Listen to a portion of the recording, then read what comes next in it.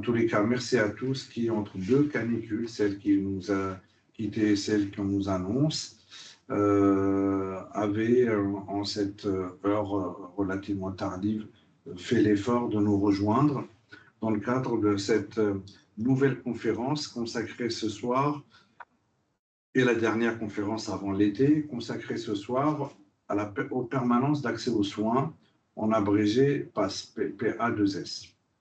Pour celles d'entre vous, parce que nous avons également des personnes externes à ISM qui nous découvrent, qui nous rejoignent, je vous rappellerai que notre association s'appelle ISM comme Interservice Migrants. Elle fait principalement l'interprétariat. Nous sommes une association et on agit depuis 1970 pour que la langue ne soit plus un obstacle et permette l'accès aux soins, l'accès aux droits à tous ceux qui ne parlent pas encore notre langue. Ce faisant, nos interprètes de jour, de nuit, dans toutes les langues, sont aussi bien au service des soignants, pour rester dans le soin, des éducateurs, des enseignants, des assistants sociaux, de tous ceux qui, dans ce pays, de jour, de nuit, jusque dans les dom-toms d'ailleurs, accueillent, renseignent, rassurent les personnes qui en ont besoin. Ce soir, donc, nous avons choisi, entre autres thèmes, en tout cas pour ce soir, celui des permanences d'accès aux soins. Créé en 2008, ce dispositif est pensé comme des structures temporaires et finalement, ça se pérennise pour être parfois le dernier recours, le dernier espace pour les personnes les plus vulnérables socialement ou évidemment médicalement, et beaucoup centres de parcours migratoire tout à fait éprouvant. Nous avons donc la chance ce soir d'accueillir Denis Méchali, notre administrateur, notre secrétaire général en tant qu'association, mais surtout, ou en plus, d'abord, médecin hospitalier connu pour ses compétences médicales, scientifiques. Et c'est comme ça, Denis, que j'ai eu la chance personnellement de te connaître il y a beaucoup d'années et d'avoir accepté déjà à l'époque de parler de ton travail, de ta bienveillance au quotidien, un journal de France 2 à l'époque. Denis Méchali va nous proposer ce soir une réflexion sur la façon dont les permanences d'accès aux soins contribuent à transformer notre système de santé en France et sur les réponses concrètes qu'elles apportent à l'un de ces défis majeurs, garantir l'accès aux soins pour toutes et pour tous. Je vais donc sans plus tarder donner la parole à Denis et à la suite de son intervention, nous aurons un temps d'échange. Vous pourrez poser, chers amis, vos questions dans le chat ou en levant la main pour que l'on puisse activer vos micros. Merci donc à toutes et à tous pour votre présence et bonne conférence à toutes et tous avec Denis. Et je remercierai quand même nos deux, plus une, assistants techniques, Hakim et Slimane, qui sont sans lesquels techniquement on ne pourrait pas nous réunir. Et merci à Lucie, ici, qui est discrète sous la caméra, mais qui prend des notes, qui va gérer le chat et qui vous a relancé pour que vous soyez au rendez-vous ce soir. Cher Denis, c'est avec grand plaisir que je te cède le micro. Merci beaucoup Aziz. Donc bonjour à toutes et à tous. Je suis aussi très content d'être là et d'avoir l'occasion de vous dire ces quelques mots. Je vais me présenter un tout petit peu plus. J'ai donc été médecin hospitalier temps plein avec une grande ténacité dans le même lieu, puisque je suis resté 30 ans à l'hôpital de La Fontaine à Saint-Denis, dont 20 ans pour la prise en charge du sida. Mon expérience SIDA, c'était à partir des années 1990. Les plus anciens, ou vous le savez de toute façon par votre culture ou les lectures, ça a été des années absolument terribles avec une mortalité très, très importante. Je m'étais formé aux soins palliatifs et ça n'était malheureusement pas inutile. Au bout, donc le sida, dans cette période-là, c'était surtout des usagers de drogue qui étaient concernés. Et puis, au bout de 10-15 ans, les choses ont changé, la maladie a commencé à pouvoir être traitée. Et finalement, c'était plus les usagers de drogue qui étaient concernés, mais plutôt des migrantes et des migrants. Et j'ai coutume de dire souvent que l'invariant, dans ma pratique, ce qui est sûr, c'était qu'il y avait une grande diversité de personnes, mais que la précarité était souvent un marqueur commun. C'est donc une des raisons pour lesquelles j'ai commencé à m'intéresser au pass au moment où, en fait, j'étais plus en responsabilité de ce service de maladies infectieuses où je n'étais occupé de sida. Donc, je vous parlais aussi de mes longues fidélités. J'ai été utilisateur d'ISM dans ces années 2010 à De La Fontaine, et j'ai rencontré à cette occasion Aziz, et je suis rentré au conseil d'administration en 2012. Donc, vous voyez que les longévités ne sont pas un vain mot.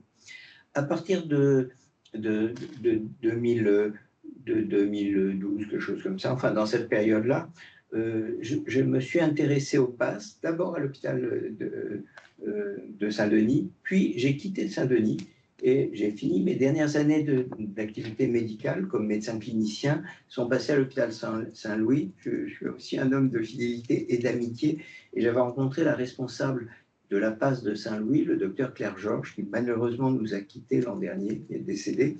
Mais j'ai trouvé que le travail qui était fait à la PASS de Saint-Louis était tout à fait passionnant, difficile et passionnant. Je vais vous en dire un petit mot.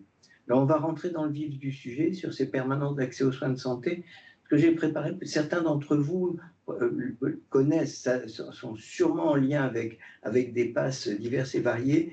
Je me suis dit qu'on allait essayer de prendre un petit temps de recul pour cadrer un petit peu cette affaire-là. Donc, je vais vous faire un petit topo où il y a un mixte entre mon expérience et puis des données que j'ai récoltées ici ou là, d'informations sur l'impasse. Je vais insister sur un certain nombre de points au fur et à mesure. Donc, la plaque suivante, si vous voulez bien, qui va nous reprendre un petit peu. Voilà. J'ai marqué une histoire évolutive. Aziz l'a dit il y a un instant. En fait, les PASS sont un peu filleuls d'une loi de lutte contre les exclusions en 1998. Je ne veux pas être trop long dans ces histoires d'historique et tout ça, mais les 30 glorieuses sont finies. On commence à voir effectivement qu'il y a des gens qui sont vraiment exclus des soins, qu'il faut faire quelque chose. Et effectivement, il va y avoir dans les années 2000 la naissance de ces structures-là, mais pendant une dizaine d'années, c'est extrêmement, alors ça reste très hétérogène, il y a un peu de tout dans les PASS, mais pendant une dizaine d'années, ça va être effectivement extrêmement disparate. Et puis finalement, ça va se structurer un petit peu en 2013 parce que effectivement, un cadre fixant un petit peu l'organisation des PASS va être posé. Le deuxième jalon chiffré que je vous donne, c'est 10 ans plus tard, en 2022, où il y a eu de nouveau effectivement un travail mixte qui est mené par le ministère de la Santé et par les ARS, les agences régionales de santé, en lien avec un certain nombre de PASS, bien sûr, mais qui vont cadrer davantage un petit peu les PASS. Et donc, je n'insiste pas trop dans cette introduction-là, parce qu'on c'est ce qu'on va voir aussi au fur et à mesure des plaques. Encore une chose avant de changer de plaque, là, de commentaire que je suis en train de vous faire. J'ai marqué un peu volontairement, comme s'il y avait un petit retour en arrière, pour l'investissement en 2011 des associations, et je cite Médecins du Monde, le COMED, une association qui naît à ce moment-là, qui s'appelle le Collectif PASS, et ISM, parce que effectivement, ISM déjà va être lié à ces pionniers, à ces premières PASS qui commencent justement à vouloir organiser un petit peu cette réponse en disant mais c'est un truc important, il faut que ça avance et que ça se structure. Et c'est Aziz qui dira mais si vous devenez une association loi 1901, ça pourra aider un peu à regrouper les forces et à être plus important. Et effectivement, les choses vont se faire comme ça. J'aime bien les détails qui n'en sont pas. Le Médecins du Monde est une association qui va faire une enquête auprès d'une quinzaine ou d'une vingtaine de PASS à Paris et dans la région d'Île-de-France. Et j'aime bien les indicateurs simples mais robustes. Et par exemple, le Médecins du Monde va téléphoner au standard d'un certain nombre d'hôpitaux en disant « Bonjour, vous pouvez me passer la passe ?» Et les réponses, effectivement, vous pouvez vous en douter, étaient souvent « Ah bon, on a ça dans notre établissement, jamais entendu parler. » Et finalement, c'est tout à fait important. En allant sur place, effectivement, ils n'ont pas été déçus souvent pour savoir où, comment on faisait pour trouver la passe. Et dernier point que je vous dis, un peu dans cette période un peu préliminaire des passes, beaucoup de passes reposaient sur les épaules frêles ou larges d'une assistante sociale complètement seule, et il n'y avait pas du tout de référent médical, donc l'assistante sociale galopait après un médecin urgentiste ou autre pour essayer d'avoir le complément médical qui pouvait être nécessaire dans le parcours d'un patient.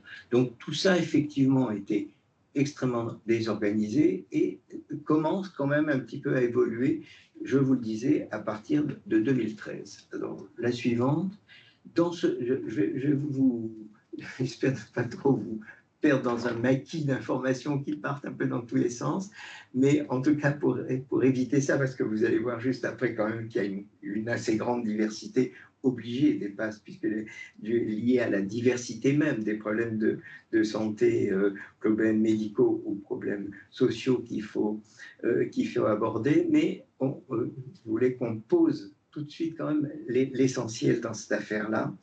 Il y a un double objectif essentiel et intangible dans les passes. Le premier, c'est accueillir.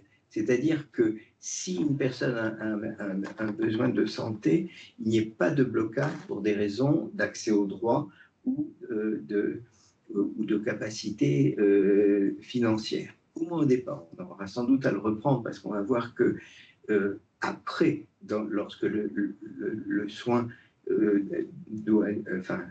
doit s'installer dans la durée et des choses de cet ordre-là, la passe doit quelquefois passer la main ou en tout cas ne pourra pas répondre toute seule. Mais en tout cas, ce point-là est un point clé et effectivement, lorsque quelqu'un se casse la jambe ou si une femme va accoucher dans les 2 heures qui suivent, l'accès urgent et immédiat aux soins a lieu en général. Mais tout n'est pas aussi évident et de temps en temps, pour analyser l'importance et l'urgence d'une situation, il faut bien que les gens puissent être vus. Et donc ça, c'est vraiment cette fonction qui reste essentielle et de base dans les passes, cette action, cette fonction d'accueil et d'analyse du problème, et très vite la réalité a amené à ce que cette analyse soit assez large, comme on dit, assez globale, c'est-à-dire médicale au sens physiologique du terme, psychologique et surtout peut-être sociale et d'accès aux droits. Ça, c'était le premier objectif de base. Et le deuxième objectif de base, c'est le retour au droit commun, justement. C'est d'essayer que le recours à la passe soit aussi éphémère que possible, mais non pas parce qu'on va virer les gens après, mais parce que, au contraire, l'effort doit être fait avec eux, avec les personnes concernées et toute la constellation dont je vais vous parler encore un peu après, de faire un retour au droit commun, c'est-à-dire effectivement, si on est venu à l'hôpital, mais qu'on peut être tout à fait suivi par un médecin généraliste et en dehors de l'hôpital, voir comment ça peut s'organiser avec un médecin de ville, avec des centres médicaux pluridisciplinaires qui se développent actuellement, ce genre de choses. J'insiste encore sur un point avant d'avancer encore un petit peu dans ce que je vous raconte là. Les passes, c'est un dispositif public. Les personnes qui travaillent dans les passes sont des professionnels, médecins, assistantes sociales, infirmières, mais ce ne sont pas des associatifs, ce sont des personnes qui s'inscrivent, qui sont presque des représentants de l'État, serait un peu pompeux et pas exact. Mais tout de même, il y a quelque chose qui représente quand même un acte citoyen quand même de l'hôpital public. Et c'est important parce que quelquefois, les mêmes personnes peuvent être des professionnels des PASS et impliquées dans ces associations, mais il faut avoir un petit peu cette clarté. La militance associative peut être complémentaire à l'action dans la PASS, mais les PASS sont quelquefois tenus, mais ça c'est des choses que vous connaissez bien à l'ISM, de la même façon que les interprètes sont tenus à des devoirs d'impartialité, de neutralité, pour justement être dans un équilibre du rôle, quoi qu'on pense comme personne privée ou comme citoyen, ça se passe, ça existe également pas mal dans les passes, et j'ai marqué que les limites du coup sont forcément souvent douloureuses, instables, mais en même temps, ça fait partie de la richesse de ce dispositif ou de ce qui se passe dans les passes, parce qu'il y a une composante éthique qu'on peut tout à fait défendre, effectivement, même quand ce n'est pas des choses si faciles, dans une éthique de responsabilité. C'est-à-dire ce que vous allez vite sentir mon tempérament personnel, parce qu'on n'est pas tous pareils là-dessus, mais effectivement, je défends souvent des positions pragmatiques justement entre le souhaitable et le possible, mais ce n'est pas toujours évident. Alors la suivante, finalement, je vous disais, les passes, ça peut vite un peu perturbé, parce que du coup du fait de la grande diversité des dispositifs. Alors il y a une chose que je n'ai pas marquée sur ma plaque, c'est que toutes les passes sont ambulatoires. C'est-à-dire, si quelqu'un a besoin d'une hospitalisation complète, parce que voilà, c'est autre chose que la passe, ce sont des patients qui peuvent être dans un grand état de précarité, qui vont être en cancérologie, en diabétologie, dans des services, mais c'est des éléments d'organisation différents. D'ailleurs, on n'aura probablement pas le temps d'y revenir, mais les passes peuvent à ce moment-là jouer un rôle complémentaire d'appoint, d'acculturation, d'information sur les compétences sociales ou des choses de cet ordre-là. Mais en tout cas, la PASS, par définition, borne son action sur l'ambulatoire. Mais à partir de là, ça se débobine pas mal. Un petit mot sur des éléments d'organisation. Certaines passes sont transversales et sont surtout maintenant dédiées. Alors c'est du jargon, mais je vous explique en quelques mots ce qui me paraît important. Les passes transversales, c'était des passes surtout composées avec une assistante sociale et qui ensuite aidait la personne à aller faire son parcours, voir le médecin, aller en consultation, utiliser le plateau technique, sans qu'à chaque fois, effectivement, le problème de la carte vitale ou du financement se pose. Les gens qui ont défendu un petit peu cette organisation, la DEPASS, avaient un argument qui était assez fort, c'était de dire mais on ne veut pas faire un ghetto pour les pauvres, il faut que les gens soient soignés dans le droit commun, donc la passe transversale, c'est un bon équilibre. Moi, justement par mon expérience de médecin du sida, j'avais toujours trouvé qu'il y avait un truc qui n'allait pas, parce que effectivement, un lieu, effectivement, ne doit pas être stigmatisant, mais il doit surtout être un lieu de compétences, proposer une réponse pertinente pour les personnes qui la fréquentent. Or, les compétences, ça aussi, dans la petite demi-heure qu'on va passer ensemble, je vais le dire 50 fois, les compétences, désormais, elles ne sont plus possibles par une seule profession. Un médecin ou une assistante sociale ou une infirmière géniale ne pourra pas toute seule gérer des problèmes qui, par définition, sont... Et donc, en fait, il y a un peu cette notion de capacité à travailler en équipe, et donc l'existence d'une équipe. Et là, effectivement, ça a plaidé pour qu'il y ait quand même des petites équipes dédiées. C'est ça, le mot dédié, c'est justement des petites équipes minimales. Alors, ça, c'est justement ces fameuses circulaires dont je vous ai parlé, 2013 puis 2022, ont progressivement clarifié ces points. Par exemple, en 2022, on a dit il faut quand même qu'il y ait dans cette équipe, il faut qu'il y ait quand même du temps médical. Alors, pas forcément un médecin plein temps, 0,2, mais bon, là, je ne veux pas non plus être trop long, donner trop de détails non plus, parce que je ne tiendrai pas mon temps.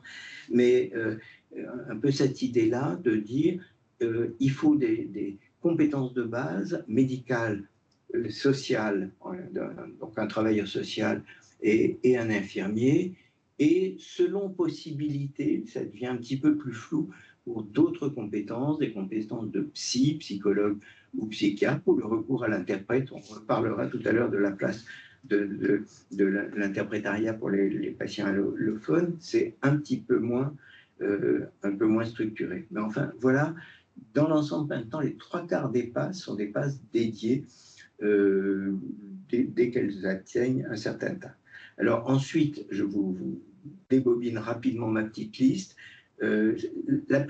Beaucoup de passes sont des passes généralistes, c'est-à-dire vont accueillir des pathologies tout venant, vont débrouiller, puis, quitte à aller ensuite dans un pôle de spécialité. Mais c'est souvent une difficulté, ce point d'équilibre entre l'accueil un petit peu tout venant de médecine générale, mais ensuite le besoin de la compétence pointue. Et c'est ça qui a amené un petit peu aussi à un certain développement des passes spécialisées, je vous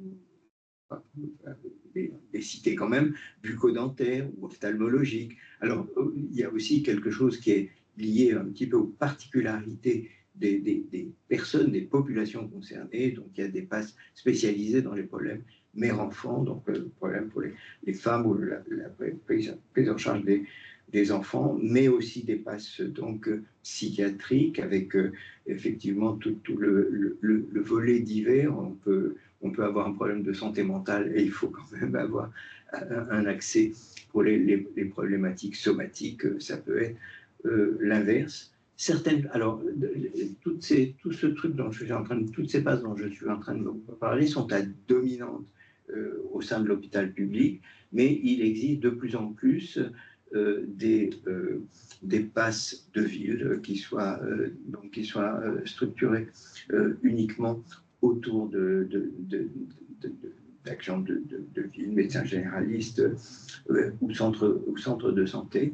Et le dernier mot dans ce petit panorama que je vous fais là, ce sont les passes mobiles avec cette idée de l'aller vers, c'est-à-dire dans ce travail, on a dit que le travail des passes était de favoriser un accueil, puis d'organiser ensuite une continuité de cette prise en charge pour les personnes dans le système public, mais quelquefois pour les personnes les plus éloignées, il faut aller chercher encore plus loin d'où ces trucs-là. Je crois que je n'ai pas fait de diapositive sur l'ordre d'idées du nombre des passes concernées. On est à peu près, je crois qu'en 2025, on est à peu près à 700 passes sur le territoire français, avec 400 passes généralistes. Je ne vais pas vous faire toute la liste, hein, mais 73 sont des unités mobiles, 89 sont des unités mère-enfant. Ça vous donne comme ça un petit repérage quantitatif des choses dont on parle. On va continuer un petit peu d'ailleurs dans ce descriptif chiffré, la suivante. Oui, voilà. Donc, on a dû en passer une, mais c'est pas très grave, je peux dire son contenu si on revient un peu en arrière.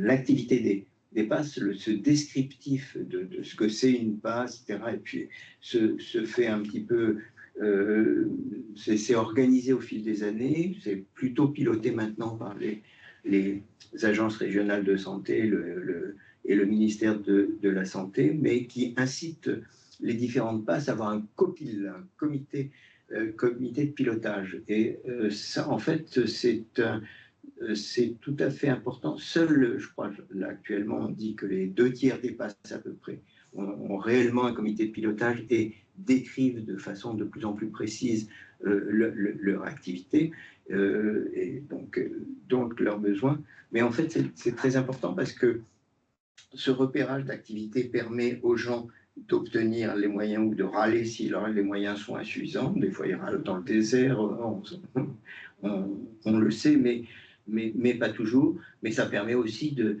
justement au pouvoir public de faire une pondération, de savoir où sont les besoins, comment ils évoluent, etc. Donc, ces éléments de recueil d'activité sont en même temps nécessaires, même si ça paraît fastidieux. Donc la suivante, ça vous donne un ordre d'idée de ce dont on parle, et effectivement, la précarité étant ce qu'elle est dans le pays.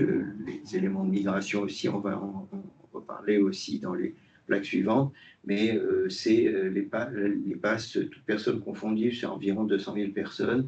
Il y a eu un petit creux dans les années 2020 au moment du Covid, et puis les choses ont tendance à augmenter. Donc effectivement, Aziz Tabouri disait au début, les passes se sont installées dans le paysage, ne vont sans doute pas disparaître tout de suite. C'est une quasi-certitude que, effectivement, ces dispositifs là, malgré leur imperfection, malgré leurs limites, restent tout à fait nécessaires. La suivante va nous faire, alors elle n'est pas très lisible, mais c'est pas grave, je vais vous décrire les points importants.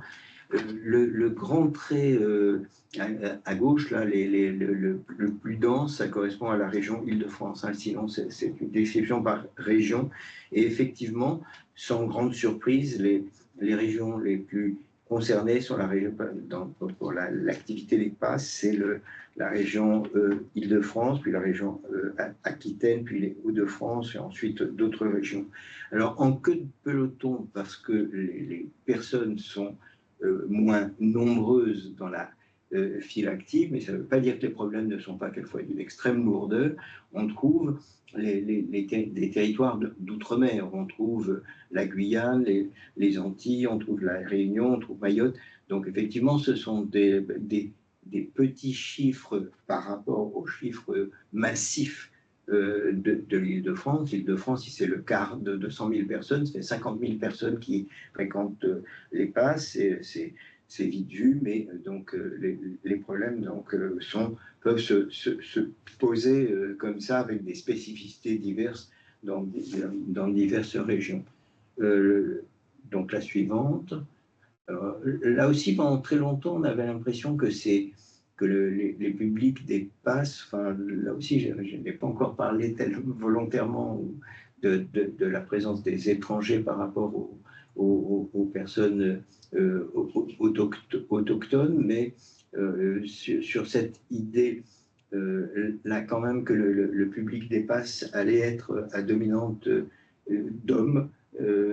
C'est vrai et de moins en moins vrai, puisqu'on est actuellement à une répartition homme-femme, comme ça, hein, en globalisant les chiffres, 6-4, enfin 60% d'hommes, 40% de femmes. Donc la féminisation des personnes qui fréquentent les passes est une réalité, tout ce qu'il y a de plus indiscutable, avec des problèmes massifs. Tout à l'heure, on a cité comme ça un petit peu rapidement les histoires de mères isolées, les prises en charge de mères-enfants.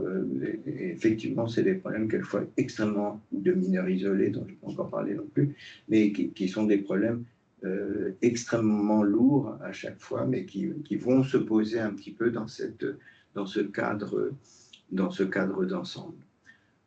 La suivante, là aussi, mon petit camembert, c'est un peu, mais quels sont les âges un petit peu? Est-ce que c'est des gens jeunes, des adultes, ces personnes qui fréquentent les passes? Alors, on voit là aussi une très grande diversité, puisque finalement, même s'il y a une relative majorité d'adultes jeunes, de gens entre 20 et 40 ans, c'est la grosse tache jaune en bas. Ensuite, on voit de plus en plus une diversification des personnes qui fréquentent les passes. Vous avez justement les passes pédiatriques sont très, très concernées par ces problèmes d'enfants, quelquefois justement de mineurs isolés, mais sinon un petit peu de familles avec enfants, et pour lesquels effectivement la prise en charge des enfants est tout à fait indispensable, et au départ passe par la passe, avec son jeu de mots. Et puis à l'autre bout, vous avez aussi les personnes qui vieillissent ou qui sont là et qui ont des problèmes d'accès aux soins et d'accès aux droits. Et vous avez aussi une représentation pas négligeable du tout de personnes âgées au sein des passes. La suivante. Alors, le problème des mineurs non accompagnés, c'est une des problématiques importantes et difficiles. Ça me fait un petit peu vous parler, on avance un petit peu plus vers ce que peut-être que tout à l'heure, justement, quand j'aurai fini de me faire ma petite présentation d'ensemble, j'espère bien qu'il y aura des questions, des réactions, des gens qui vont dire, mais nous, on a cette pratique-là, on rencontre ça et ces limites-là et ces choses-là, effectivement, c'est des problèmes. Cette prise en charge des mineurs pose des problèmes souvent extrêmement difficiles et douloureux. Les chiffres sont incertains, mais on admet que ça fait 30 000 mineurs, 30 000 personnes, enfants ou jeunes gens ou jeunes filles concernés. Et la contradiction, c'est qu'en théorie, tout doit être facilité pour la prise en charge des enfants, des mineurs. L'ouverture au droit doit être rapide, l'obtention d'un logement doit être réglée, mais effectivement, tout est compliqué. Vous le savez sans doute mieux que moi, ou en tout cas beaucoup plus concrètement que moi pour plusieurs d'entre vous. Mais effectivement, tout est difficile. La reconnaissance de la réalité de la minorité, du fait que les personnes sont mineures, est quelque chose de compliqué. Les protections, quelquefois, sont difficiles à obtenir. Il faudrait les avoir en urgence, mais l'urgence tarde à être reconnue pour telle ou telle raison. Enfin, ça fait partie des endroits où le système est souvent mis face à ces insuffisances et à ces contradictions. Je fais pas plus de commentaires pour le maintenant, on pourra y revenir un petit peu tout à l'heure sur ce que je vous raconte comme ça, des choses lourdes sur un ton tranquille, mais c'est ça. Alors, on a dit tout à l'heure qu'on est, surtout peut-être quand on est en Île-de-France, on a fait une sorte d'équation entre public des passes et étrangers et migrants. C'est vrai et pas vrai. Il faut pas, comme toujours, il faut faire un petit peu attention. Les chiffres sont quand même quelquefois intéressants à connaître, puisque effectivement, le camembert là montre un peu une diversité de ce public des passes où l'Afrique subsaharienne, c'est à peu près le tiers des personnes. Les personnes originaires de différents pays d'Asie, c'est environ 15%. Le Maghreb, c'est, je crois, à peu près pareil, environ 15%. Mais vous avez aussi 15 à 20% qui sont des Français métropolitains qui sont désinsérés ou pour telle ou telle raison et pour laquelle effectivement l'accès aux soins ou aux droits ne fonctionne plus bien. Et puis vous avez un certain nombre d'Européens, soit européens de l'Est, soit éventuellement d'Europe de l'Ouest, qui peuvent être concernés. Donc là aussi, il faut faire quelquefois un petit peu attention aux idées reçues, surtout enfin, sur des sujets où effectivement, quelquefois, les utilisations politiques polémiques et avec des gros traits qui s'éloignent souvent singulièrement de la réalité sont importants. Donc, ça, quelquefois, voilà, être capable de revenir à ce type de réalité, on va peut-être se calmer un peu en pensant que ce sont des étrangers qui viennent exploiter les ressources de notre pauvre pays désargenté et en dette massive. Voilà, on peut tout à fait, quelquefois, relativement facilement, si les gens le veulent bien, relativiser un petit peu un certain nombre de ces idées reçues. Cette carte-là, c'était un peu pour le plaisir de vous mettre un peu un hexagone, une photo de la France métropolitaine, mais en sachant qu'elle a l'inconvénient, on a l'impression que n'existent pas les zones dont je vous ai parlé tout à l'heure, les Antilles, la Guyane, ça, je ne crois qu'il n'a été représenté que la Réunion, si je ne dis pas de bêtises. Mais bon, en tout cas, c'était juste l'occasion de vous dire quand même que enfin, les PAS sont répartis un petit peu, comme on l'a dit, sur l'ensemble du territoire, avec des histoires de responsabilité d'organisation, puisque effectivement, je vous ai parlé tout à l'heure de ces agences régionales de santé avec qui ont un peu une responsabilité de piloter un petit peu les différents programmes, les différentes tutelles des PAS, et c'est un petit peu, ils ont eux-mêmes cette répartition régionale. Bon, ça fait partie des éléments d'organisation à la fois habituels et qui peuvent être intéressants à avoir un peu en perspective. La plaque suivante, ça va être aussi ce point évidemment clé, qui est cette histoire de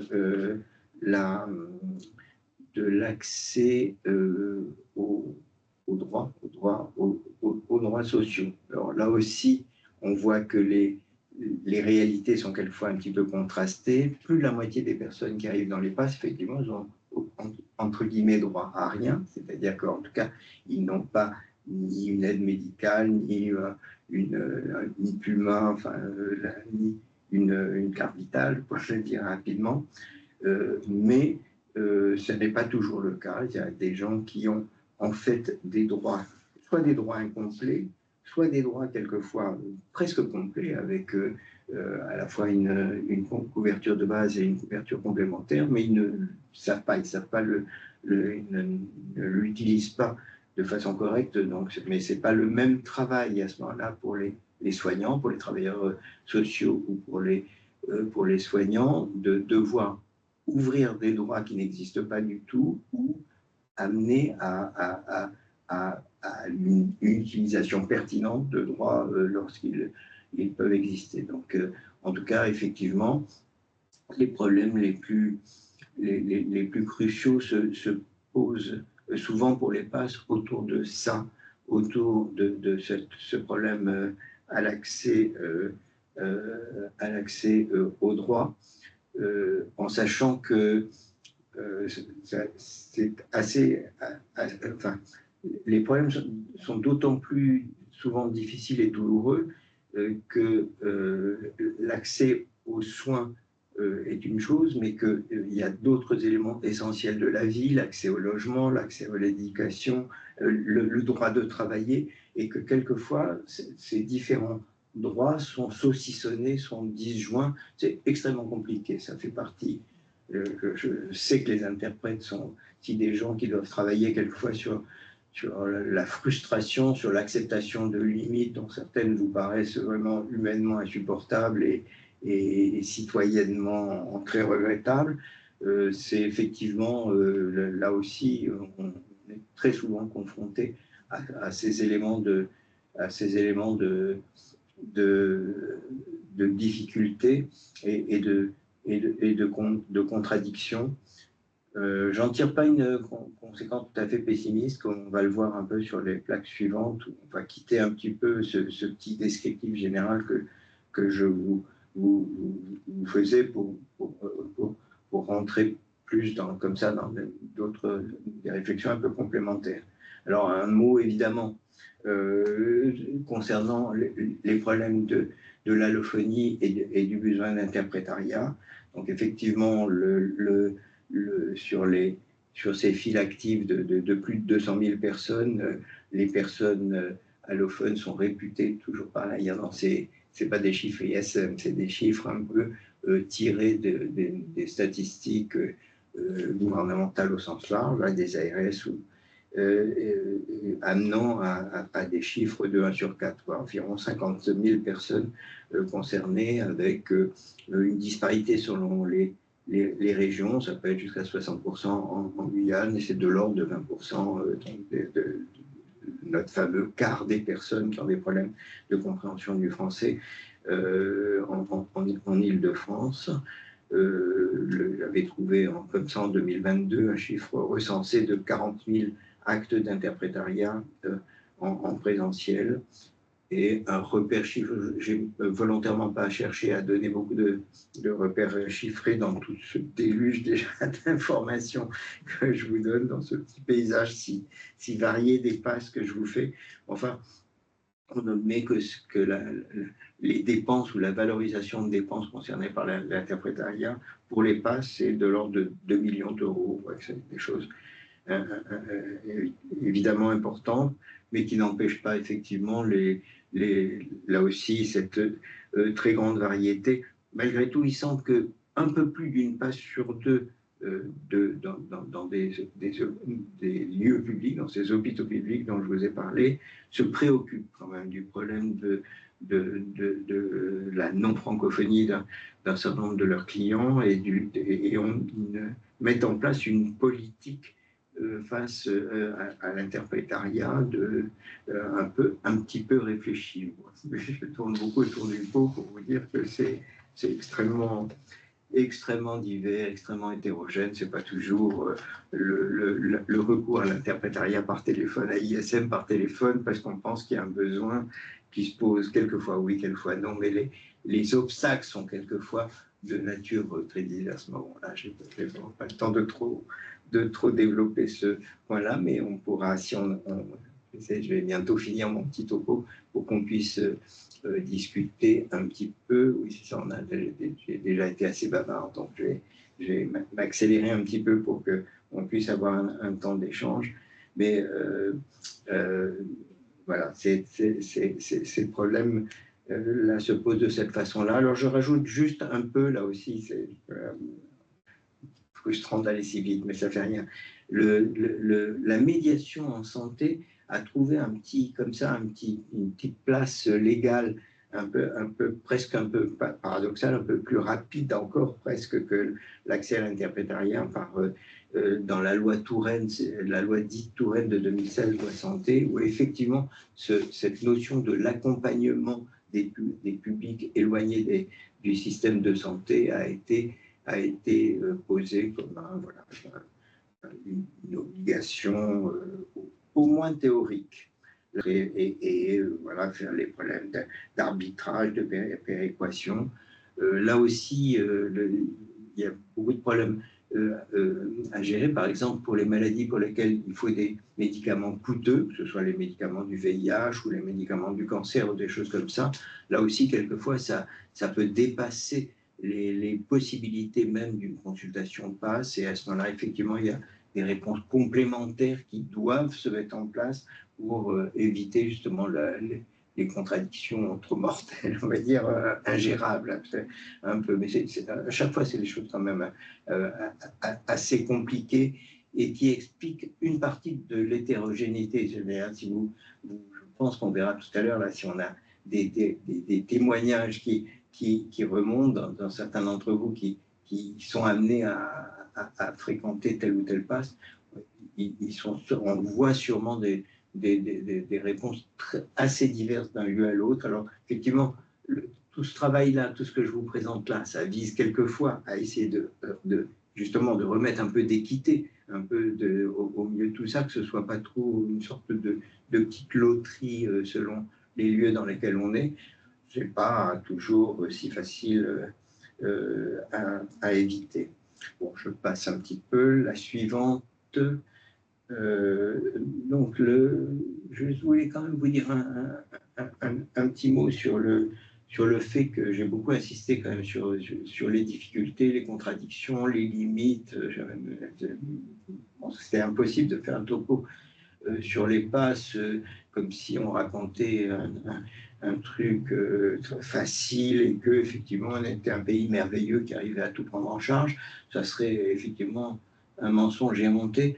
Mais inversement, je pense qu'il ne faut pas aller trop loin non plus dans le pessimisme ou la vision critique. Les opportunités quand même sont liées au fait justement, ces histoires de passes dédiées dont je vous ai parlé, ces équipes qui se créent et qui apprennent à travailler ensemble, qui apprennent à nouer des partenariats complémentaires. Alors, le partenariat avec, par exemple, ISM, mais avec d'autres d'autres structures. Tout ça sont des trucs en même temps très, très riches, et tout ça de façon un peu provocante. Je dis que les passes sont un stimulant et pour l'évolution du système de santé de demain. Mais c'est pas complètement faux.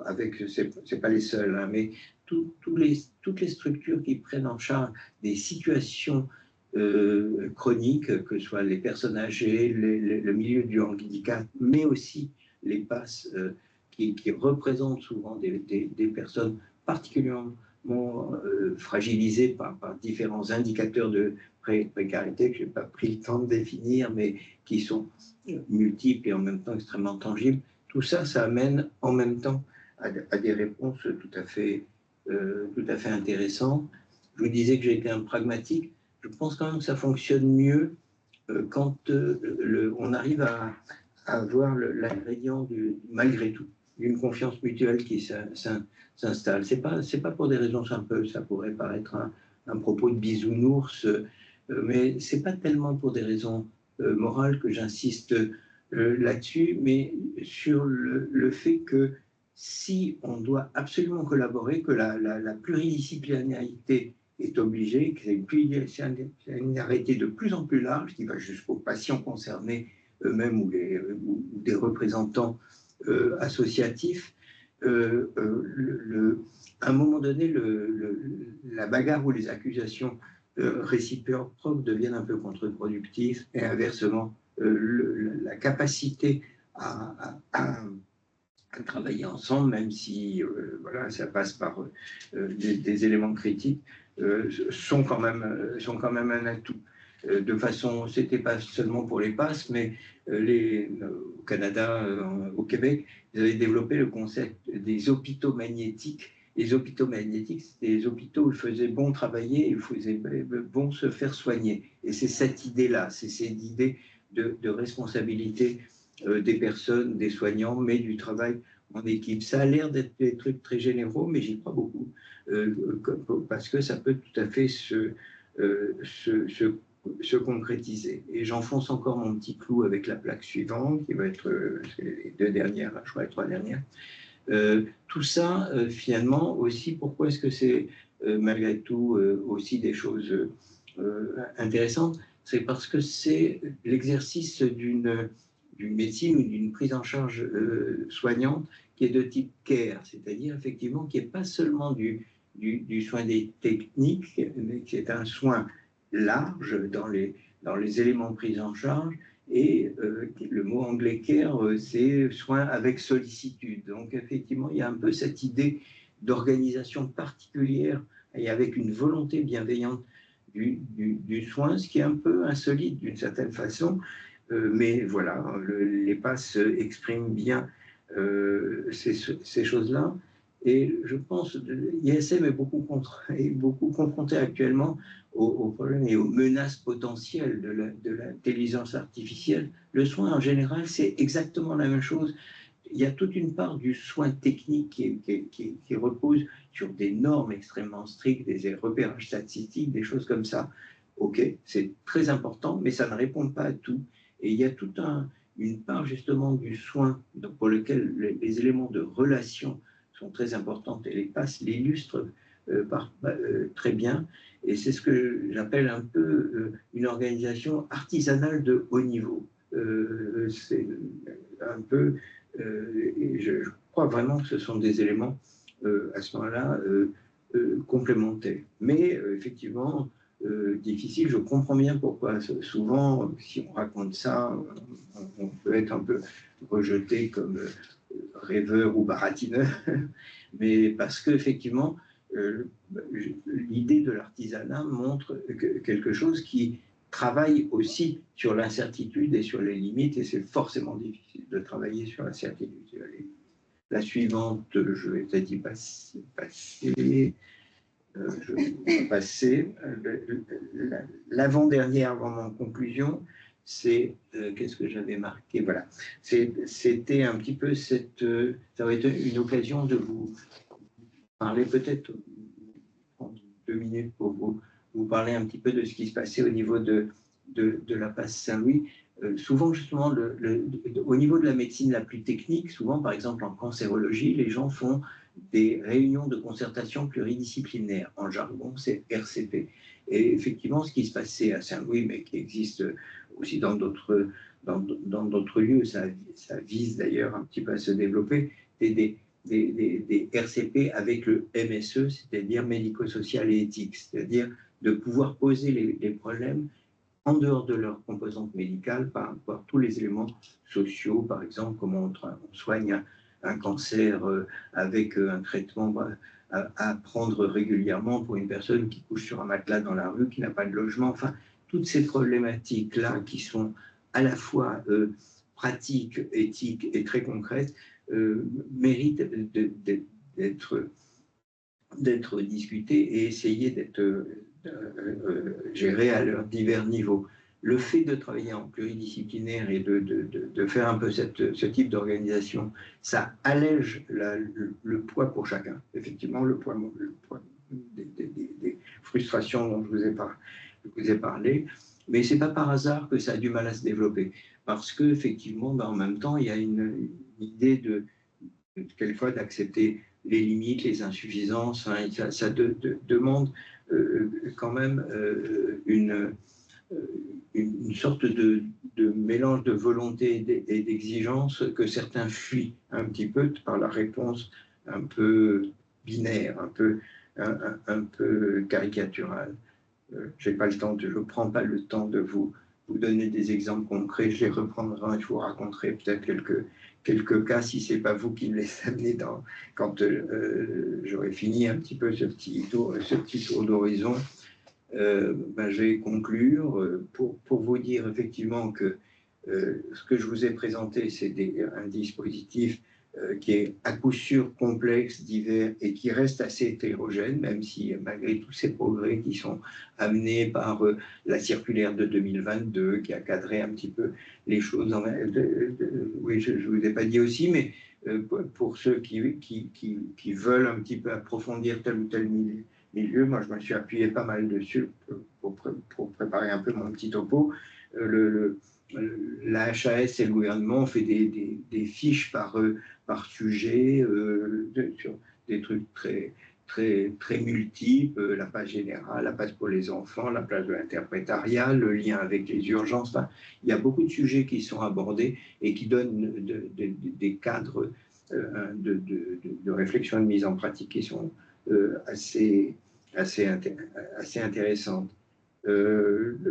Malgré toutes ces limites, petit à petit, au fil des années, on a vu quand même un peu cette culture des passes se développer entre elles déjà. Enfin, les acteurs des passes sont de plus en plus clairs sur ce qu'est leur boulot et ce qu'ils ont assuré. Le lien avec les autres structures à l'intérieur, par exemple, même d'un hôpital, ce qu'on appelle l'acculturation, c'est difficile, ça dépend encore pas mal d'un lieu à l'autre, comme je l'ai dit un petit peu au passage. Malgré tout, voilà, je crois que les choses bougent par rapport à ce qu'on a pu comprendre d'une méconnaissance totale de l'importance et du travail que menaient ces dispositifs. Je crois qu'il y a eu quand même de vrais progrès.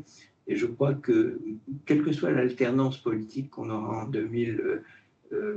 en 2027, il y a un noyau intangible quand même dans ce droit humain qu'est l'accès à la santé qui peut pas être complètement, qui peut pas être totalement bloqué. Et je crois que même si les bagarres deviennent encore plus âpres, encore plus lourdes, encore plus difficiles qu'elles peuvent l'être dans les, on va dire, dans les 10 dernières années qui viennent de passer, je pense qu'effectivement les passes garderont quand même un petit peu leur place.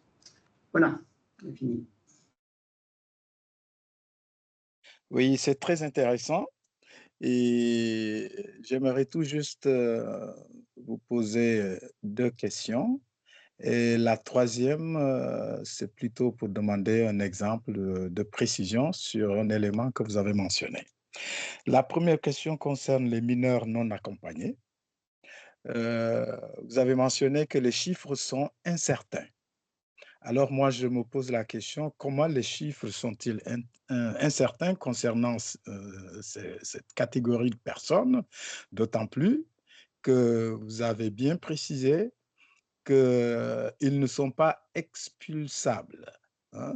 Les mineurs non accompagnés ne sont pas expulsables. De ce fait, euh, on peut facilement voir plusieurs personnes se déclarant mineurs non accompagnés qui viennent au service, c'est-à-dire qui se font identifier. Oui, Hein. Donc, ils ne vont pas se cacher, contrairement à des personnes adultes qui le plus souvent se cachent pour ne pas être peut-être pris et expulsés. Donc, si vous pouvez nous expliquer comment se fait-il que les chiffres sont incertains. Ça, c'est la première question. d'accord. La Allez-y. deuxième question, si je peux aller rapidement, Oui, concerne les soins qui sont donnés pour ceux qui bénéficient des passes. Quand les soins donnés, le coût dépasse les capacités des passes, ouais, dans ce cas, qu'est-ce qu'il faut faire? Est-ce que c'est aux patients immigrés, donc c'est aux patients, à la patiente elle-même de faire quelque chose, je ne comprends pas, ou bien il y a d'autres structures qu'il ouais, faut faire appel pour le complément? Voilà, ça c'est la deuxième question. ouais. Et la troisième et dernière concerne les soins dits nécessaires qui sont de deux types.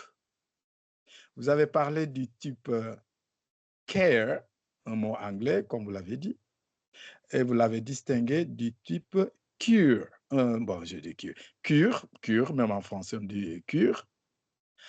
J'aimerais tout simplement que vous nous apportiez quelques exemples de différences de ce type de soins nécessaires, si possible. D'accord, on va essayer. Elles D'accord. sont intéressantes, vos questions n'est pas facile. Sur les mineurs accompagnés, je crois que le problème est la défiance des institutions sur est-ce que j'ai vraiment un mineur en face de moi et un jeu, justement, enfin, un peu de défaut, ce qui est si les mineurs, il va falloir que je mette un paquet, je vais répondre un peu rapidement, hein, mais vous verrez l'idée. Je vais mettre un paquet pour qu'il ait un accès aux soins, un accès au logement, bon, toutes ces choses plus qu'un adulte pour lequel on peut traîner ou avoir des obstacles qui vont être plus corsés, plus lents à résoudre, mais peut-être qu'il n'est pas vraiment mineur, qu'il se fait passer pour mineur parce que et ces éléments de défiance font partie. J'ai conscience que je ne veux pas une réponse complète, mais je pense que l'idée des chiffres incertains, c'est sont-ils vraiment des mineurs, sont-ils vraiment non accompagnés? Je crois qu'il y a un petit peu, ça fait partie des choses où la culture de la défiance complique beaucoup le jeu. Et c'est là aussi d'ailleurs où j'ai bien insisté sur le fait qu'il y avait les soignants des passes et qu'à côté, il y avait des associatifs qui menaient un travail quelquefois formidable et essentiel. Et quelquefois, le travail des associations, c'est de dire, mais un jeune qui se présente, etc., il faut le croire. Et puis, donc, effectivement, répondre de telle et telle façon. Mais de l'autre côté, vous avez des institutions, et plus vous montez dans les hiérarchies, plus vous avez des réponses, je ne dirais pas inhumaines, mais en tout cas extrêmement strictes et qui se dégagent justement de cette idée du care et de la sollicitude dont on en a parlé tout à l'heure, et qui ont tendance effectivement à dire oh ben il faudrait le prouver, etc. Donc il y a à la fois les problèmes que vous connaissez, alors qui sont pour les mineurs ou pour les majeurs, qui est les systèmes débordés, c'est-à-dire le principe d'une prise en charge est posé, mais ben oui, mais on peut pas, il n'y a plus de place, ce genre de choses. Donc il y a des obstacles de cette nature-là plus des obstacles encore plus théoriques qui rejoignent sur ce que je disais, sur le chiffre incertain, mais est-ce que vraiment on peut être sûr qu'il est mineur? Bon, je ne peux pas être plus long, mais voilà l'ordre d'idée de ce que je vous dis. La deuxième question, je ne sais pas si j'ai répondu à peu près à votre interpellation, mais enfin voilà, c'est ce que je peux vous proposer comme élément de réponse. La deuxième question est effectivement extrêmement intéressante, qui est celle du type de soins et des limites. Qu'est-ce qui se passe quand la passe est débordée, ne peut pas donner toutes les réponses? Alors, il y a un peu ce que j'ai essayé de dire rapidement. L'idée du retour au droit commun fait que moi qui suis un bourgeois français bien inséré avec ma carte vitale, la mutuelle, les choses comme ça, on est souvent extrêmement bien outillé pour organiser une réponse de soins. On a un problème de diabète, on va être pris en charge pour partie par le médecin généraliste et pour partie par le diabétologue spécialisé qui va pouvoir lui-même voir ceci, cela. Enfin, l'idée de retour au droit commun fait que quelquefois se résout pour une personne au départ sans droit, enfin, les réponses qui se mettent en place sont conformes à celles de celui de l'ensemble des citoyens français. Il peut y avoir des difficultés, des retards, parce que les rendez-vous sont compliqués, des trucs comme ça, mais on a rejoint ce cadre-là. Mais quelquefois, effectivement, il y a des phases plus difficiles où on définit un besoin de soins où la réponse justement peut être, par exemple, trop tardive. L'exemple, c'est des gens qui arrivent en passe avec une maladie déjà, on diagnostique très vite une maladie sévère, un cancer ou une insuffisance rénale terminale pour laquelle il va falloir organiser une dialyse. Et là, il peut y avoir un problème de timing entre l'urgence de la réponse et les temps d'organisation des prises en charge qui sont un peu plus longs.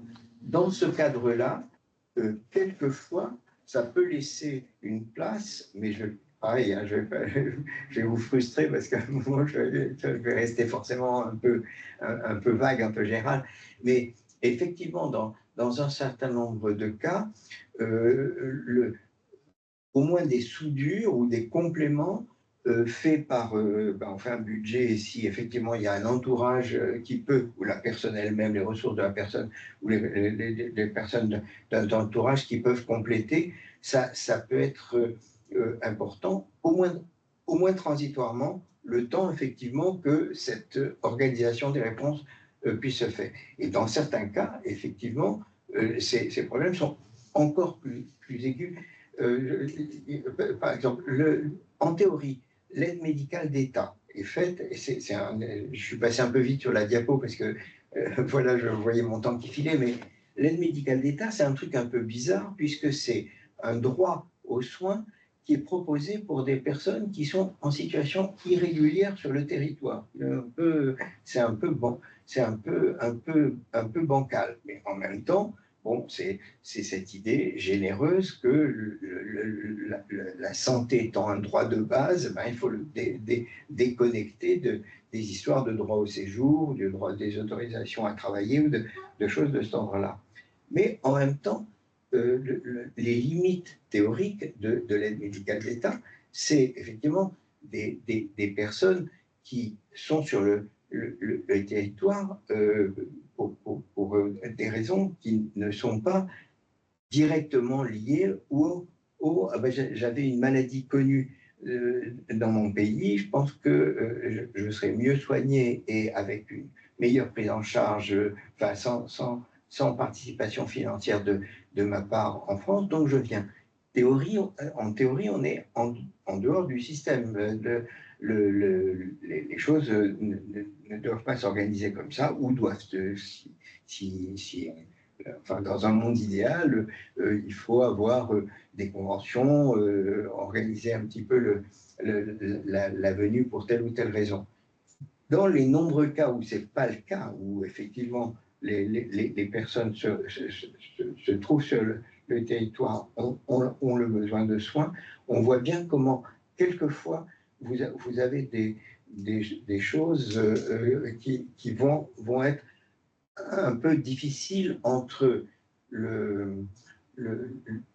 l'exigence humaine et éthique et le droit le plus strict. C'est tellement vrai que quelquefois, dans le travail à la place de Saint-Louis où j'ai travaillé, quelquefois on voyait des gens qui étaient venus un peu dans ce cadre-là, mais qui par exemple avaient quelquefois, par exemple, une insuffisance rénale. Ils étaient venus avec l'espoir d'obtenir une greffe, parce que la greffe est quand même plus confortable en qualité de vie que de devoir avoir une dialyse permanente. Et dans certains cas, on voyait que la greffe ne serait pas possible techniquement. Et de temps en temps, il y avait un débat à avoir, mais avec les personnes, sur est-ce que ça vaut vraiment la peine de se maintenir dans ce pays qui n'est pas le pays d'origine, avec ces limites-là et cette déception-là, ou est-ce que finalement reprendre en cause, remettre en cause ce qu'était son projet initial n'a pas de sens.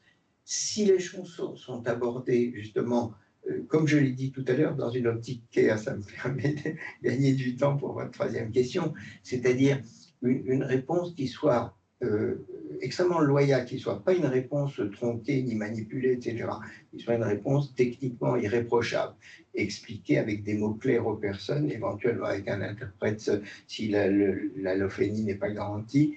Si tous ces éléments sont posés, on voit quelquefois des décisions qui peuvent se débattre avec les personnes et ne pas être dans un rejet, parce que, enfin, un rejet non éthique, parce qu'on serait raciste ou je ne sais pas quoi. Mais ça demande un peu tout ce qui... Vous voyez, j'ai monté le truc, il faut démonter le mécano dans l'autre sens pour que les choses puissent s'envisager de cette façon-là. Mais en tout cas, c'est comme ça que ça se pose. C'est-à-dire qu'à partir de l'élément initial de l'analyse en passe, souvent les passes doivent organiser le relais d'une façon ou d'une autre, que ce soit pour un autre service spécialisé intra-hospitalier ou pour une structure extra-hospitalière.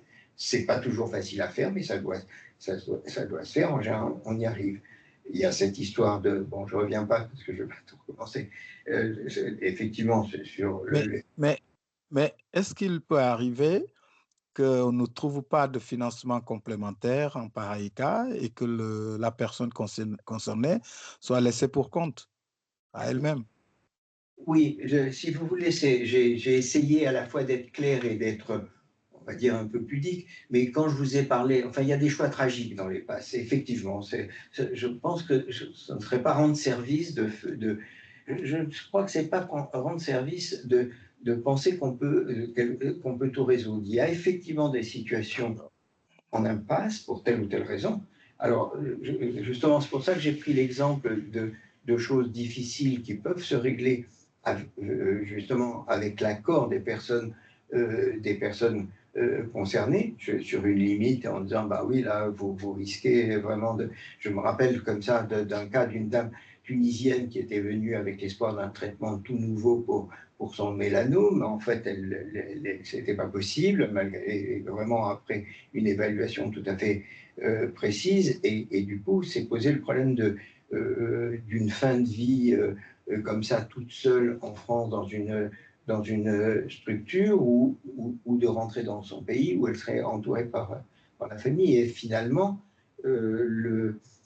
justement, la PAS avait été un temps accusée d'être presque dans du refus de soins, en disant mais vous ne voulez pas tout faire pour elle, et c'était pas ça. Je crois que finalement, la dame, elle est morte toute seule, loin de sa famille. Ça a été un paramètre de réalité.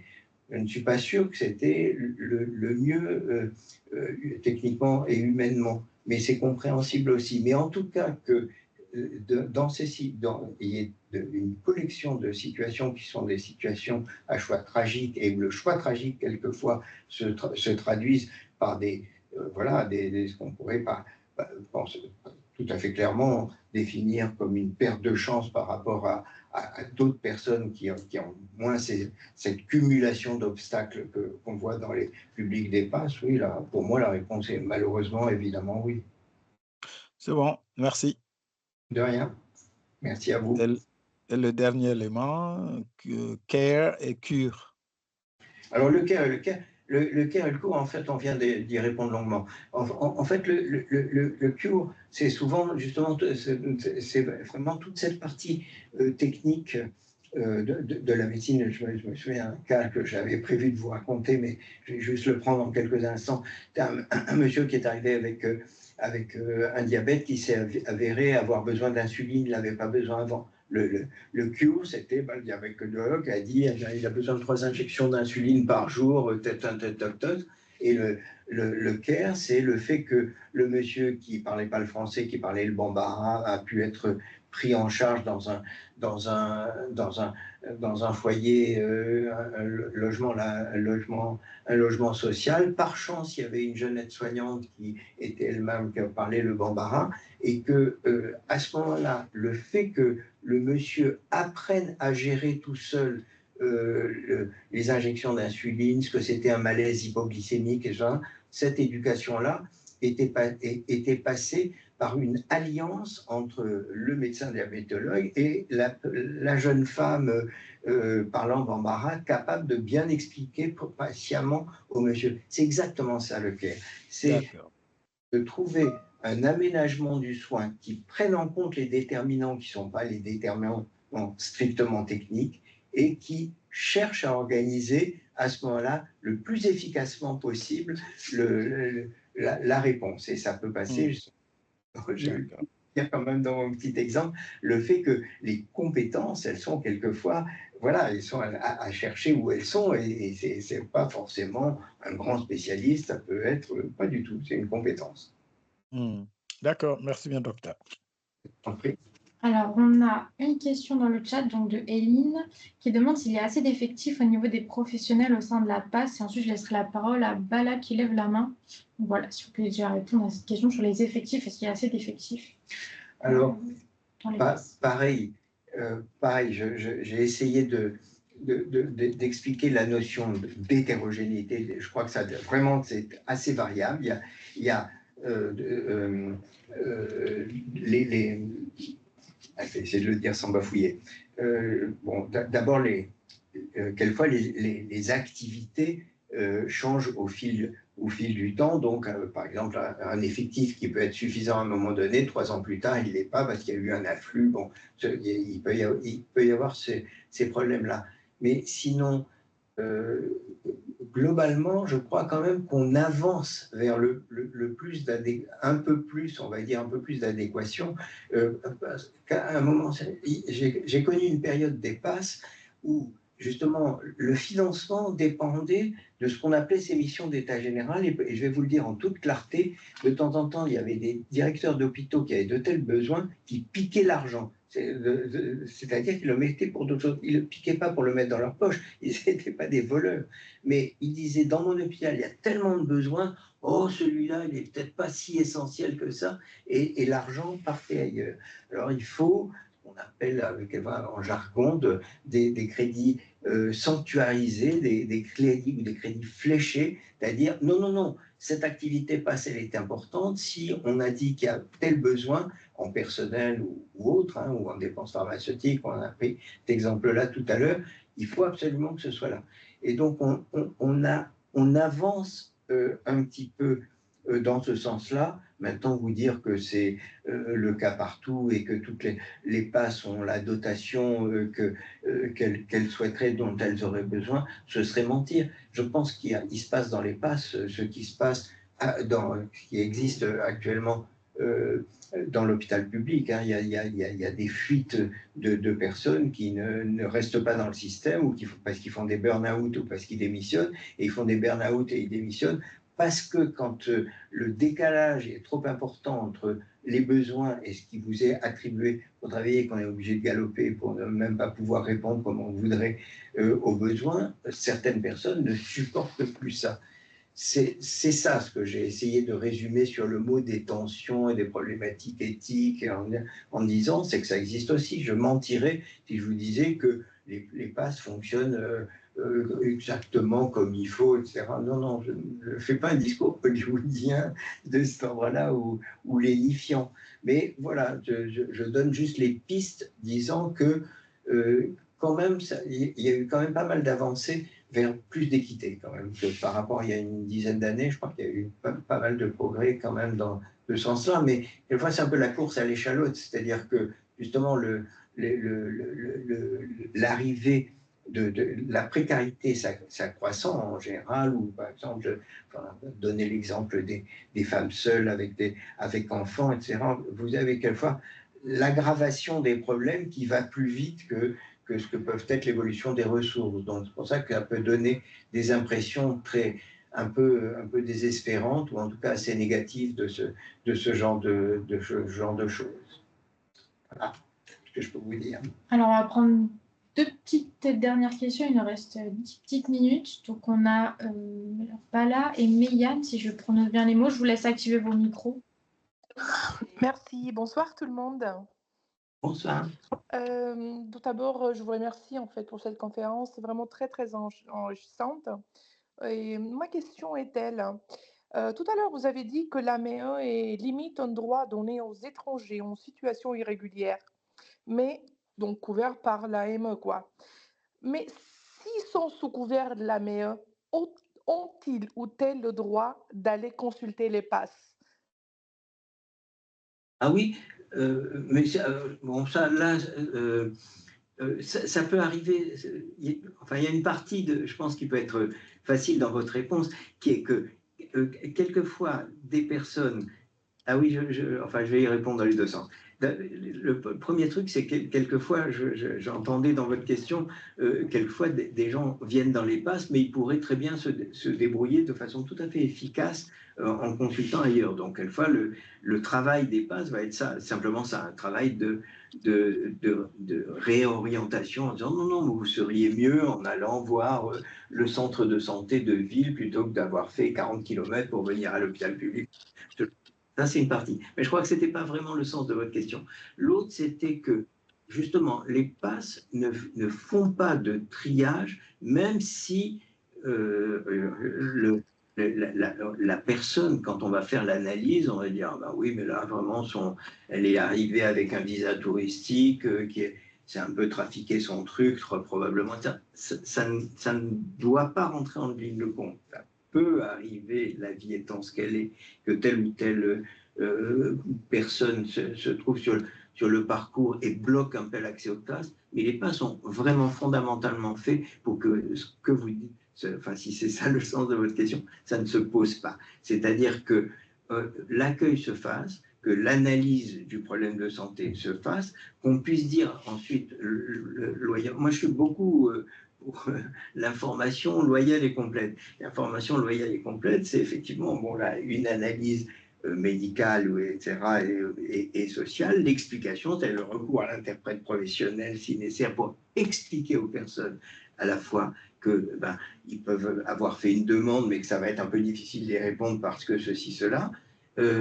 Mais par contre, effectivement, cette base intangible de on ne les vire pas parce qu'on a décidé qu'ils n'avaient pas droit, c'est en principe, ça tient à peu près, sauf justement, il y a toujours des gags ou des dérapages, si vous voulez, mais je pense que ça reste de l'ordre de dérapages, de réponses. Il peut y avoir, il y a des réponses xénophobes, enfin, on sait malheureusement que ça existe, ces choses-là. Mais en théorie, justement, le fond de commerce presque de l'existence d'une passe, c'est d'éviter ça. C'est vraiment que l'accueil puisse se faire et qu'après seulement, on voit quelles vont être les limites pour la prise en charge ou pour l'accès aux droits ou ce genre de trucs. Enfin, si j'ai répondu. On a une dernière question de Meyan, je ne sais pas si c'est la bonne prononciation. N'hésitez pas à directement activer votre micro. Ah oui, pardon. Céline. Je ne sais pas pourquoi c'est mon nom qui apparaît. Ah oui, non, c'est vrai Euh, qu'il y a celui qui est en premier.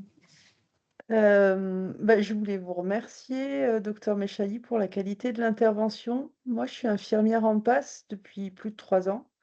Où ça? Et pardon? Où est-ce que vous travaillez? Si c'est pas indiscret. Euh, Si vous voulez non, pas. non, pas du tout. Je travaille dans la Drôme, à Montélimar, capitale du Nougat, Ok. si vous connaissez. Et du coup, je me retrouvais complètement dans tout ce que vous avez dit. Et surtout, au niveau des limites, les paradoxes, les choix éthiques, toutes les Ouais. contradictions qu'on assume clairement au quotidien. C'est pas tout le temps évident et ça prend beaucoup de temps à expliquer, notamment aux patients, à l'entourage, mais aussi aux professionnels de santé. Et je pense que de l'extérieur, on ne se rend pas toujours compte à quel point la précarité, c'est complexe, ne serait-ce que dans sa définition. Mm. Les professionnels de santé, même à l'hôpital, ont un peu oublié ce que c'était que la pauvreté, précarité. C'est triste quand on connaît l'histoire de l'hôpital public, mais c'est vrai. Et donc, on se retrouve des fois sur des choix éthiques qui n'auraient pas lieu d'être en principe, si on se concentrait un petit peu plus sur les soins centrés sur la personne, justement, et qu'on arrivait à mettre un petit peu de côté le droit. Mm. Mais bon, il y a des enjeux financiers aussi hein, pour les établissements qu'il faut comprendre. Ouais, moi, je suis assez content. On va peut-être finir sur votre intervention, je ne sais pas, mais en tout cas, je vous remercie beaucoup, beaucoup, parce que je pense qu'effectivement, vous dites des trucs absolument essentiels. Mon utopie à moi, c'est qu'on limite quand même, justement, ces contradictions éthiques par euh, euh, par la capacité du travail partagé quand même. C'est-à-dire que lorsqu'il y a une vraie équipe déjà entre le docteur, l'infirmière, l'assistante sociale, la psychologue, le machin, lorsqu'on dispose d'une équipe, on peut déjà un petit peu faire passer quand même un certain nombre de choses. Je crois beaucoup aussi à l'importance des associations et du travail des associations. Et je crois qu'elles font justement un travail de limitation du choix tragique, effectivement, en tout ou rien. C'est-à-dire, l'hôpital public, il devait faire une mission, il ne l'a fait plus du tout, donc dégager, circuler, il n'y a rien à voir. Je crois qu'on dénoue un petit peu la tenaille, quand même, par ces idées du travail partagé, du travail collaboratif. J'ai glissé comme ça, vous avez fait un petit numéro, là, un petit peu, sur la confiance mutuelle, les trucs comme ça. C'est un peu ces choses-là, quand même, Mais c'est très difficile, parce que quand on en parle comme ça, au plan théorique ou dans un topo, ça fait inévitablement un petit peu les violons, quoi. Ça semble être un truc pas très concret. Or, en même temps, je pense que c'est très concret. Je crois que c'est une façon de limiter ce que vous vivez là en disant mais je ne retrouve plus mon hôpital public, les valeurs essentielles du soin n'y sont pas, comment je fais face à ça? Voilà. Mais je n'ai pas mieux à vous proposer comme réponse que celle-là, que cet espoir-là. Mais moi, j'y crois beaucoup. Hein. J'aime bien nous voir comme un peu d'huile dans les rouages. Oui, oui, absolument. Je pense la même chose que vous. Je pense vraiment, hein, c'est pour ça que de temps en temps, quand je dis les passes, je ne sais plus comment j'avais écrit ça, mais enfin, avenir du système de santé, enfin bon, ça, là, il y a un petit côté un peu provoque, mais je crois qu'en tout cas, c'est sûr que plein d'éléments on dit de crise ou de difficultés financières ne vont pas disparaître magiquement, mais que quand même, justement, on peut donner beaucoup de réponses de qualité, effectivement, par une organisation partagée entre de nombreux acteurs et avec les personnes. Je suis aussi un furieux de la démocratie sanitaire et du fait que les gens n'ont pas à être pris pour des imbéciles, même quand, voilà, s'ils ne parlent pas le français, on peut tout à fait trouver une traduction pour que, en tout cas, l'information la plus complète et la plus éclairée, la plus accessible possible, soit délivrée. Tout ça, c'est pas rien. Je crois que c'est vraiment de l'éthique pratique au quotidien tout à fait importante et qu'on reste dans le sujet, quoi. On est vraiment dans le sujet. Mais tout à fait. Et on remercie grandement ISM d'exister parce que c'est précieux pour nos pratiques. Ben oui. Vous approuvez. Je pense qu'on va pouvoir clôturer. Ah, une toute dernière alors, toute dernière, et après on va clôturer. Donc ce ne sera pas Montélimar qui seront les derniers. Après le Nougat, on a autre chose. On vous écoute. Alors, je sais pas, j'ai une main levée, je sais pas si c'est pour une intervention ou juste pour applaudir. En fait, c'est pour ça. Ah, c'est pour applaudir, ok. Ah, c'était juste pour applaudir. Bon, Après, excusez-moi. Oui, bonsoir, docteur Micheli. Merci pour votre intervention. C'était très juste et j'ai vraiment été très touchée. Ça fait un bout de temps que je travaille à ISM. Et donc, je voulais vous remercier et vous applaudir. C'était ça, en fait. Bon, ben, Merci ça vaut la beaucoup. peine. Merci à vous aussi, à vous tous. Au Merci. plaisir. Bonne soirée. Participation et puis on vous tiendra évidemment au courant des prochaines échéances et en tout cas passer un bel été en espérant moins chaud que la semaine dernière quand même, mais merci à toutes et à tous pour votre présence et puis à très bientôt et merci à monsieur Dr Mechahi surtout pour son intervention.